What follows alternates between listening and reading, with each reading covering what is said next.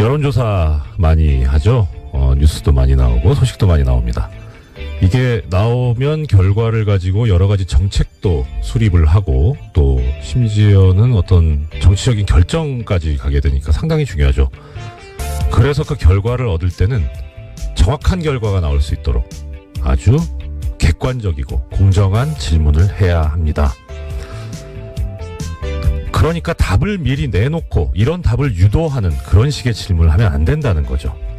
그런데 어제 나온 미디어오늘 기사가 눈에 하나 띕니다. 이 기사의 제목은 문 지지자 댓글 문제없다 42.2% 지나치다 46.8%라는 제목입니다. 제목만 보면 문재인 대통령 지지자들이 다는 이 댓글들이 잘못된 것이다 하는 여론이 우세하다는 그런 것 같아요. 근데 기사의 내용을 보면요. 이런 답의 근거가 된 질문이 이렇게 돼 있습니다. 문재인 대통령을 지지하는 일부 네티즌들이 대통령과 관련한 비판적인 보도에 대해 포털사이트 댓글이나 SNS를 통해 집중적으로 비난해 논란이 일고 있는데 이에 대해 어떻게 생각하느냐. 무슨 질문이 이렇습니까? 이렇게 가치 판단이 들어가 있는 질문을 하면 안 되죠. 이건 답을 요구하는 질문입니다. 이런 질문을 가지고 하는 여론조사가 가능하다면 이런 질문도 가능하지 않겠습니까? 많은 언론인들이 사주 추천으로 재벌로부터 돈을 받아 해외 유학을 다녀오고 있습니다. 이런 언론인과 언론사가 재벌을 비판하는 공정한 보도를 할 수 있다고 생각하십니까? 이렇게 물으면 답이 어떻게 나오겠습니까? 그런데 이 기사를 보면 놀라운 점이 하나 있습니다. 우리 국민들께서 참 현명하시다는 거죠. 이 숫자상으로 보면 부정적인 그 응답이 46.8%고 문제없다는 게 42.2%인데 이 차이가 오차범위 내입니다. 결국 비슷비슷하다는 거죠. 그런데 또 이 기사에서 보면 언론 적폐 청산이 필요하냐라는 질문을 했는데 필요하다는 응답이 무려 80.4%입니다. 답을 내놓고 하는 질문에도 현명하신 우리 국민들 안 속고 제대로 답을 하고 계시는 거죠. 존경하지 않을래 않을 수 없는 우리 대한민국 국민들이십니다. 갑자기 기운이 떨어졌습니다. 날이 무척 춥습니다. 그래도 어깨 펴고 당당하게 씩씩하게 걸어보시면 어떨까 싶습니다. 우리는 위대한 대한민국의 국민입니다. 공장문 열겠습니다. 이상 공장장 원한대행 이정열 생각이었습니다.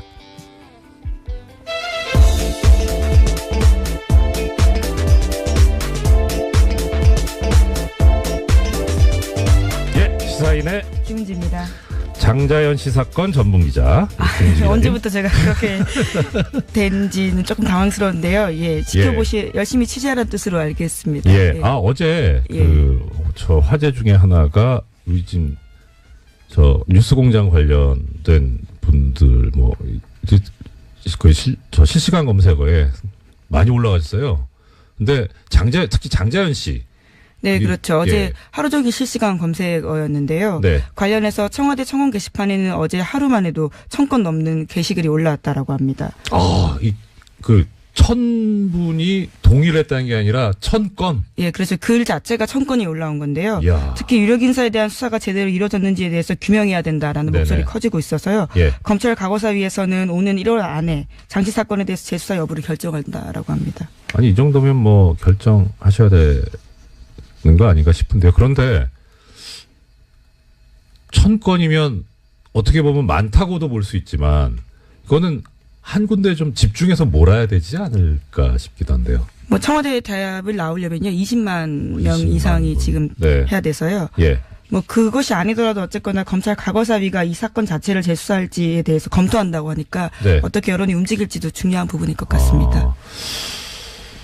제 생각에는 이 장자연 씨 사건 전문 기자이신 왜 얼마 전에 어쩌다가 계속 그렇게 됐습니다. 유시춘 전 장관께서 저기 청와대 청원 게시판에 글을 올리셨잖아요. 예, 유시민 전 장관요. 유시친 선생님은 좀 이따가 나오시죠. 예.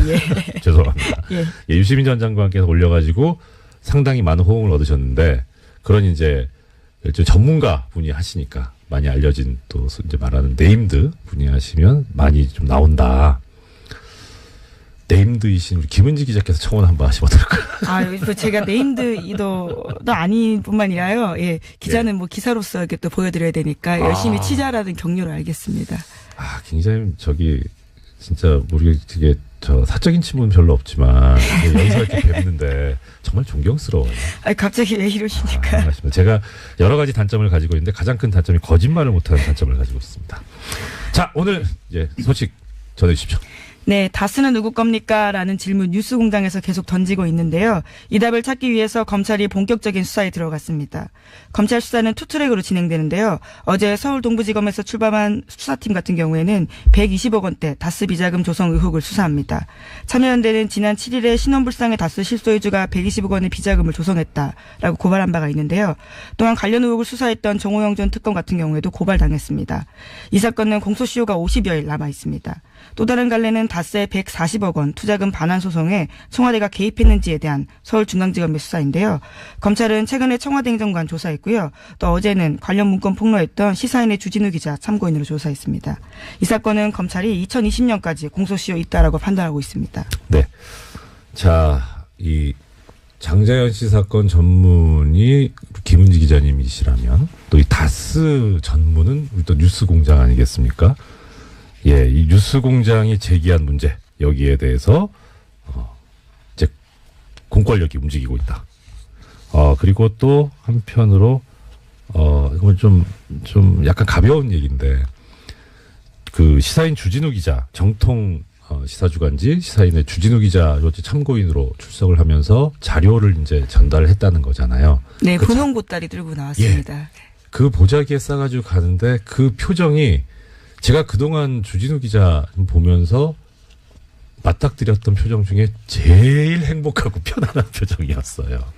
그래서 이게 뭐 기자님들께서 취재하시고 기사를 쓰시면서 어떤 보람을 느끼고 하시겠지만 또 그런 것이 이렇게 결실을 맺어간다라고 하는 것도 상당한 뿌듯함을 느끼실 수 있겠다 싶더라고요. 네, 뉴스공장에도 가끔 들고 왔던 그 보따리인데요. 그 내용들이 이제 검찰에도 참고 자료로 내게 된 겁니다. 네, 항상 선도적으로 움직이는 뉴스공장 정말 훌륭합니다. 제가 공장장 권한 대행이긴 하지만 네, 근데 정말 참 존경스러운 또 방송이죠. 자, 그러면 이제 다스는 누구 겁니까? 거의 다 뭐 모르시는 분은 거의 없는데 그런데 이제 엊그제 이 고발을 제기했던 참여연대 측에서 안진걸 사무처장이 나와가지고 그런 얘기를 했습니다. 이 아까 김 기자님께서 신원불상이라고 하셨는데 네, 그렇죠. 성명불상자라고 하면서 예. 이 성명불상자가 누구인지를 검찰이 한번 맞춰보세요라고 하는 그런 의미라고 이렇게 말씀을 하셨으니까 그러면 누구나 거의 다 짐작하고 있는 그분에 관해서는 어떤 반응이 있는지. 네, 관련된 뉴스가 어제 MBC가 보도했는데요. 네네. 미국에서 다스의 하청 용역업체를 운영하고 있는 김아부개 씨의 인터뷰를 인용했습니다. 네. 인터뷰를 보면요. 2014년 9월 달에 이명박 전 대통령이 엘레베마주 몽고베리에 있는 다스에 들렀다라는 겁니다. 이 지역에선 다들 알고 있다라고 하는데요. 그 사람의 멘트에 따르면 이렇습니다. 자기 다스 보고 싶으니까 온 거다. 대통령 때는 못 오고 차려도 온 거 보고 싶은 거예요. 라는 건데요. 자기 다스. 네, 뭐 그분의 인터뷰 네. 말입니다. 그래서 플로리다에 가기 전에 애틀란타에서 며칠 머물렀는데 그때 이명박 전 대통령이 차 타고 서너 시간 거리에 있는 다스 미국 법인에 조용히 갔다라는 겁니다. 당시 미국 법인의 등기이사 3명인데요. 네. 그중에 한 사람이 이명박 전 대통령의 아들인 이시영 씨입니다. 참. 이 정도 되면 그리고 좀 더 말씀. 네, 이런 멘트도 있습니다. 자기 아빠 놓고서 이 사람 너희 아빠 맞니? 라고 묻는 거랑 똑같은 질문이다고요. 다스가 그 정도 수준이다라고 해당 하청 용역업체 김아무개 씨가 이야기했습니다. 자기 아빠 놓고서 이 사람 너희 아빠 맞냐? 홍길동도 아닌데. 참. 그 정도로 명백하다는 말씀이신 거죠. 예. 자, 이제 이게 어떻게 객관적인 증거로 만들어진다는 표현이 좀 부적절할 것 같습니다. 어떻게 객관적인 증거로 확립이 돼서 실제 법정에서 유죄 판결까지 이끌어낼 수 있을 정도로 이 전문가들이 또 역할을 충분히 해주셔야 할 텐데요. 뭐 정말 이렇게 이 비전문가들 일반인들이 이렇게 많이 자료와 정보를 제공해 주고 있으니까 당연히 올바르고 실체적 진실에 맞는 결과가 나오지 않을까. 뭐 이건 기대해봐도 좋을 것 같습니다. 또 다른 소식은요? 네, 이건희 삼성전자 회장의 차명 계좌가 또 발견됐다라는 MBC 보도가 있는데요. 사정당국 관계자의 발언을 인용했습니다. 네네. 최근 삼성 이건희 회장의 차명 계좌에서 2천억 원 규모의 비자금을 추가로 발견했다라는 건데요. 이 관계자에 따르면 추가 비자금은 은행의 예금 계좌가 아닌 주식 계좌 20여 개가 흩어져 있고 이 회장이 아니라 삼성의 전현직 임직원 명의였다라는 겁니다. 이 같은 경우에는요, 지난 5월 달에 유명 인테리어 업체에 대한 경찰의 압수수색 때문에 드러나게 된 건데, 네네. 이건희 회장의 비자금 다시 한번 물망에 오르게 된 겁니다. 아니, 어떻게 하다가 다른 거 뒤지다가 이게 나오게 됩니까? 네, 계속해서 세금 탈루 문제가 있었는데요. 이와 관련해서 시공 이력과 고객 장부를 뒤지다 보니까 거기까지 가게 된 거다라고 합니다. 여기 이 업체는 그러면은 고객이 삼성이었다는 겁니까? 예, 그렇죠. 야, 부럽다. 네. 예, 물론 당시에는 이 회장 자신도 가족도 아닌 제3자의 수상한 이름이 있었다라고 하는데요. 네. 찾아가다 보니까 네. 이건희 회장 쪽이었다라는 겁니다. 그럼 이분은 몰랐을 수도 있겠네요. 그건 그렇고.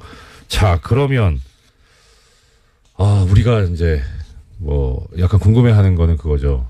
도대체 재산이 얼마지? 그중에 차명은 얼마지? 하는 그런 생각이 드는데 대략 지금 김 기자님께서 알고 계신 파악하고 계신 규모는 어느 정도 됩니까? 네, 2008년에 조준웅 특검이 찾아낸 적이 있는데요. 네. 네, 그때만 하더라도 4조 4천억 원에 달했다라고 합니다. 그런데 4조? 예, 4조가 넘습니다. 헐. 예, 차명 재산만 그러한데요. 그것도 차명. 예, 그렇죠. 헐. 예, 그런데 그러니까 어제 MBC에서 보도한 것들은 그 외의 재산이 더 있다라는 거고요. 예. 오늘 아침 한겨레 신문 같은 경우에는 최소 5천억 원 이상의 비자금이 추가로 확인됐다라고도 보도했습니다. 그러니까 금액이 계속해서 올라가고 있는 겁니다. 그럼 차명만 또 최소 5천억이 추가 비자금이 확인됐다고 5천억 원, 5천 원만 있으면 순댓국을 먹을 수 있는데 5천억이면 감이 안 오는. 예, 너무 많은 돈이어서 사실 감이 오지 않는데요. 예. 그런데 한겨레 신문에서 또 눈에 띄는 내용이 있습니다. 경찰이 네네. 계속해서 수사를 하고 있는데 예. 최근에 법원에서 삼성 임직원 개개인의 계좌 추적을 위해서 추가 압수수색 영장 발부해달라고 했는데 이것을 기각했다라고 합니다. 이거를 지금 말씀하시면 안 되고 공장장님 계실 때 말씀하셔야 제가 한 번이라도 더 영장 해설을 해주시는데요. 예. 참 갑갑하죠. 네, 예, 그리고요. 네, 그래서요. 이것은 이제까지 2008년 말씀드렸던 것처럼 조준웅 특검 때 찾았던 돈과 다른 것들이어서요. 계속해서 비자금 규모가 얼마나 늘어날지는 아직까지도 가늠이 안 되는 상황입니다. 예. 총수란다. 네, 공장장이죠. 예, 직업이 여러 개입니다. 예, 공장장께서 제작했던 저수지 게임 있지 않습니까? 애청자 여러분들께서도 많이 들어오고 아시겠지만 이 저수지 게임이 이제 이명박 전 대통령의 어떤 재산 형성과 관련된 그런 건데 이 저수지가 또 삼성의 저수지는 또 따로 있을 테니까. 근데 정말 저수지라는 말이 어울리지 않나. 차명만 4조면 실제 전 재산은 얼마일까요? 그리고 마음속으로는 그것이 우리 국민들이 저도 사실 지금 보이는 라디오로 영상을 보이는 라디오 아니죠? 영상이 따로 올라가는데 보시면 제 노트북이라든가 폰이라든가 다 그 계열 제품이거든요. 이렇게 사랑하는 애정하는 그런 기업인데 이게 적법하게 정당하게 재산이 형성되었을 거라고 믿습니다. 정말 그러길 바랍니다. 예, 또 다음 소식은요. 네, 이정열 대행의 역할이 또 필요한 뉴스인데요. 아이고, 네. 네, 구속된 우병우 전 민정수석이 법원에 구속적부심사를 청구했다라고 합니다. 저런. 구속적부심은 구속이 합당한지 법원에 다시 한번 판단을 맡기는 절차인데 뉴스공장에서도 몇 번씩 전해드린 바가 있습니다. 네, 그렇습니다. 우 전 수석의 검찰의 세 번째 구속영장 청구 끝에 구속된 지 열흘 만에 이런 행위들을 한 건데요. 우 전 수석은 지난해 7월 달에 추명호 전 국정원 국익정보국장에게 자신의 비리 의혹을 감찰 중이던 이석수 전 특별감찰관 등에 대해서 불법 사찰하고 지시한 그 결과로 비선 보고받은 혐의로 구속된 바가 있습니다. 네. 자, 이게 그런데 지금 세간의 관심을 끌고 있는 것은 담당 재판부가 뉴스공장에서도 몇 번 말씀드렸습니다만 담당 재판부가 서울중앙지방법원의 경우에 구속적부심 사건은 형사수석부에서 전담을 하고 있기 때문에 근데 거기서 하도 엉뚱한 결정이 자꾸 나오니까 이 우병우 또 풀리는 거 아니냐. 근데 보도에 의하면 이 담당 재판부가 바뀌었다. 라는 거죠. 네, 신강렬 부장판사가 우전수석과 대학 사법연수원 동기여서 사건 재배당을 요청했다라고 합니다.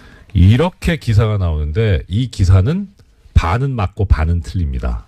왜냐하면 이렇게 기사가 나오면 어떤 느낌이 드냐면 사건의 공정함을 위해서 피해갔구나라고 생각이 들잖아요. 그러니까 이 신강렬 부장판사를 옹호하는 듯한. 예. 근데 그게 아니고요. 법관의 사건 분당과 재판 내규, 뭐 사건 재배당에 관한 예규에 보면 대리인이나 변호인 같은 사건 관계인이 사법연수원 동기인 경우에는 사건을 하지 말고 재배당 요청, 다른 재판부로 옮기라고 그렇게 규정이 있습니다. 원래 있는 규정이다라는 말씀이시죠? 네, 원래 그렇습니다. 네. 예. 그런데 이제 하물며 지금 여기서 지금 대리인이나 변호인이 아니라 바로 당사자잖아요. 재판 당사자. 그러니까 대학 이거는 관계가 없고요. 사법연수원 동기인 게 그 요건에 해당이 됩니다. 그래서 넘어간 건데, 자, 이제 또 재밌는 것은, 그럼 이렇게 해서 재배당을 하는 경우에 보통은 어디를 가냐면, 대리재판부라는 곳이 다 법원마다, 재판부마다 지정이 돼 있습니다. 언제냐면, 휴가를 가거나, 갑자기 이렇게 일이 터졌다거나 할 때, 그때 그 담당 재판부에 결혼이 생겼다 그래서 재판을 안 할 수는 없잖아요. 그러니까 이 경우에는 그러면 대리하는 재판부를 다 지정을 미리 해놓습니다. 그래서 그 대리재판부에서 하는데, 그러니까 이게 재배당을 해서 넘어가게 되면 그 대리재판부에서 해야 돼요. 대리재판부가 형사수석부 같은 경우에는 형사 1부입니다. 네, 예. 휴가를 갔다라는 보도가 있던데요. 부장이 휴가를 갔어요. 어떻게 그렇게 성견지명이 있는지. 그래서 지금 이게 형사 2부로 갔습니다. 그래서 어제 보니까 이 형사 2부 재판장, 이우철 부장판사가 실시간 검색어에 올라가더라고요. 저는 처음에 모르고 실검만 보고 있는데 이 이우철 부장판사님 잘 압니다. 예. 그래서 뵌지는 좀 됐어요. 뵌지 제가 법원 퇴직하고 뵙지는 못했는데, 일단 많이들 궁금해하시죠. 어떻게 될 것 같냐? 저는 점쟁이가 아니라서 예측 전문, 예상 전문 이런 건 아닌데, 이우철 부장판사가 제가 알고 있는 모습 그대로라면 이 우병우 전 수석의 구속적부 심사 청구는 기각될 겁니다. 이분은 스타일이 정말 법대로 합니다. 그리고 법대로 하는데 그게 어떤 형태로 나타나냐면 개인의 자유와 권리 이쪽을 가급적 많이 보장하고 옹호하는 쪽인데요. 싫어하는 게 뭐냐면 권력을 사적으로 쓰는 겁니다. 지금 우병우 전 수석 같은 경우에는 그런 얘기 나오잖아요. 민정수석으로서의 권한을 사적으로 이용해서 자신을 사찰하는 사람을 역사찰하는 거잖아요. 그렇기 때문에 상당히 근데 문제는 뵌지 좀 돼서 그 이후에 혹시 생각이 바뀌었을까 하는 걱정이 있습니다. 아무튼 사실 이게 사법 신뢰도를 저하하는 발언이어가지고 좀 조심스럽긴 한데요. 현실이긴 하니까 어쩔 수 없다고 말씀을 드리는데, 대진운이라는 게 있어요. 재판도요. 그러니까 이게 이게 가급적 이거 고귀한 품격 있는 방송에서 이런 용어 쓰면 안 되는데, 재판부 운빨. 예. 제가 본 중에 재판부 운빨이 제일 좋았던 분이 김용판 전 서울지방경찰청장입니다.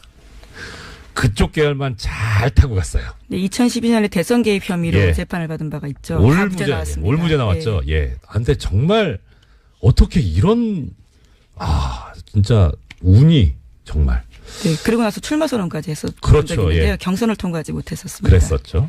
그런데 이제 이 재판부 운빨이 안 좋은 분 중에 또 한 분이 제가 기억하는 두 분인데요. 한명숙 전 총리, 그다음에 정봉주 전 의원. 정말 재판부 운빨이 안 좋았습니다. 자, 그런데 지금 여기서 보면 우병우 전 수석도 재판부 운빨이 그렇게 좋아 보이진 않는다. 네, 오늘 구속적부심 열리는데요. 그 결과에 따라서 내일 다시 제가 내일 출연하냐 못하냐까지 나오네요. 네. 알겠습니다. 네, 게다가 또 조윤선 전 장관 같은 경우에도요. 오늘 영장 실질 심사가 있습니다. 내일 한꺼번에 해석을 좀 해주셔야 될 것 같아요. 큰일 났네요. 오프닝 써야 되는데.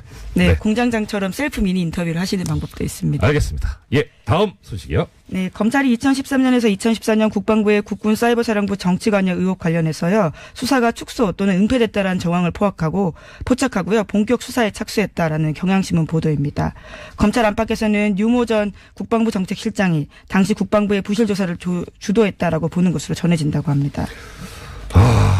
참, 이 군 문제는 접근하기가 쉽지가 않은데 계속 이렇게 나오는데, 예. 어떻든 지금, 이 얘기는 김관진 전 국방부 장관이 새 혐의로 조사를 받을 수 있다. 이게 상당히 희망적인, 얘기 아닐까 싶네요. 예, 그 가능성이 커지고 있다라고요. 오늘 네. 아침 경향신문이 보도했습니다. 네. 자, 시간이 한 3분 남았는데, 우리 장자연 씨 사건 전문 기자이신 김은지 기자님 계시고, 그다음 다스 사건 전문 방송인 뉴스공장에 있는데, 저도 대행시켜 주신 김에 제가 그거 냈잖아요. 삼성 언론장학생 전문이 얼떨결에 돼버렸는데, 그 말씀 오늘 드려야지, 안 그러면 애청자님들한테 혼날 것 같습니다. 약속을 해서요. 지금, 어제 제가 잠깐 말씀을 드렸었는데, 그저께 처음 말씀을 드리기 시작해서 약간 좀 기대 반, 포기 반 했었긴 했어요. 마음속으로는. 근데 그제가 이제 휴일이었으니까 어제 보도가 나오겠냐 싶었는데, 어제 뉴스공장이 상당히 뜨거운 반응이 돼 있었었는데, 기사가 하나도 안 나왔어요. 삼성 언론장학생. 애청자 여러분, 지금이 아니더라도 한번 삼성 언론 장학생이라고 한번 포털에서 검색해 보십시오. 그러면 기사가 하나도 없습니다. 그런데 블로그나 SNS는 너무나 뜨겁습니다. 이게 과연 제대로 된 보도냐 하는 그런 생각이 드는데요. 오늘 시간이 1분 남아서 하나만 말씀드릴게요. 재미있는 기사가 하나 있습니다. 아까 제가 미디어 오늘 그 여론조사 관련해서 말씀드렸었잖아요. 미디어 오늘이 지금 언론인들이 돈을 받고 이렇게 가는 그런 거에 대해서 한번 비판을 했던 기사를 실었던 적이 있습니다. 2005년에. 예, 2005년에 그 기사가 쭉 실리고, 재미있는 것은 그 마지막에 보면 96년부터 2005년까지 사이에 그 삼성 언론재단에서 해외 연수를 보낸 언론인 명단을 실어요. 이 기사 자체는 2005년 8월 24일 날 미디어 오늘에 실린, 제목은 삼성 언론재단 최대 연 5억 원 해외 연수 지원이라는 기사고, 근데 기사 자체는 그렇고, 맨 마지막에 보면 관련 기사로 삼성 언론재단 해외 연수 언론인 명단이 실려 있는데, 이 링크를 클릭하잖아요. 기사가 삭제돼 있습니다. 거참, 왜 그랬을까 궁금합니다. 예, 지금까지 장자연 씨 사건 전문 기자, 시사인의